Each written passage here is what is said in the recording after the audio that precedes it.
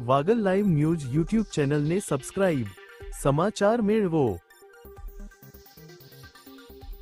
Wagle live news YouTube ચેનલને subscribe. સમાચાર મેળવો. વાગલ લાઈવ ન્યૂઝ યુટ્યુબ ચેનલને સબસ્ક્રાઇબ. સમાચાર મેળવો.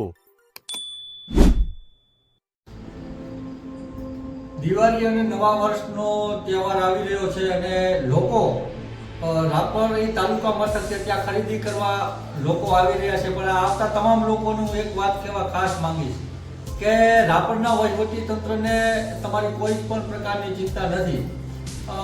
રોજબરોજ રાપરની અંદરમાં આખલા યુદ્ધ જોવા મળે છે. આજે પણ રાપરની મુખ્ય બજાર એવા માલી ચોકવાળા રસ્તામાં બસ સ્ટેશનની પાછળ આખલા યુદ્ધ જોવા મળ્યું અને આખલાઓએ આખી બજારને બાનમાં લઈને બેઠો એમ એક ભયનો માહોલ સર્જ્યો. આવા બનાવ રાપરની અંદરમાં રોજ જોવા મળે છે. કોઈ દિવસ ભાગ્ય પૂરો જતો હોય કે આવા બનાવ ન બનતા હોય.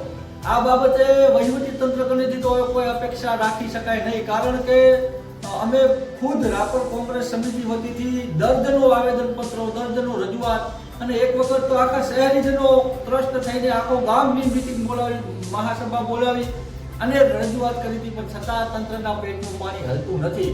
નગરપાલિકાને માત્ર ડામરના રોડના ખાડા પૂરવા અને પેવર બ્લોકોના કામો મંજૂર કરવા, જેથી એમને 50% કમિશન મળી રહે એમાં જ રસ છે. બાકી શહેરની જે મુખ્ય સમસ્યા છે એ મટાડવા માટે એમને કોઈ રસ નથી.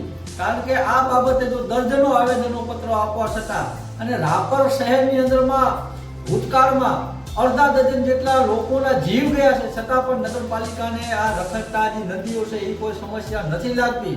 એટલે હું ખાસ કરીને સમગ્ર રાપર તાલુકાના જનતાને અહીંયાથી હું જણાવવા માંગીશ કે તહેવારોના ટાંકરે તમે જ્યારે રાપરમાં ખરીદી કરવા આવતા હોય ત્યારે તમારું, તમારા સ્વજનોનું, તમારા બાળકોનું ધ્યાન રાખજો. અને નગરપાલિકાને પણ ચેતવણી આપી રહ્યો છું કે ખરેખર જો આ બાબતે યોગ્ય નહીં થાય તો આવનારા સમયની અંદરમાં કોઈને જાનહાનિ થાય અથવા તો કોઈનો જીવ જાય તો આ બાબતે નવાઈની વાત બિલકુલ નથી. કારણ કે ભૂતકાળમાં આ થઈ ગયું છે અને નગરપાલિકાને આને કોઈની પડી નથી. પણ જેના ઘરનું સ્વજન મરે છે આખલા યુદ્ધોના કારણે એમને ખબર છે કે આ કેવી ભયંકર સમસ્યા છે. અને આખા રાપર શહેરને જ્યારે આ આખલાઓ અને રખડતા ઢોરો બારમાં લઈને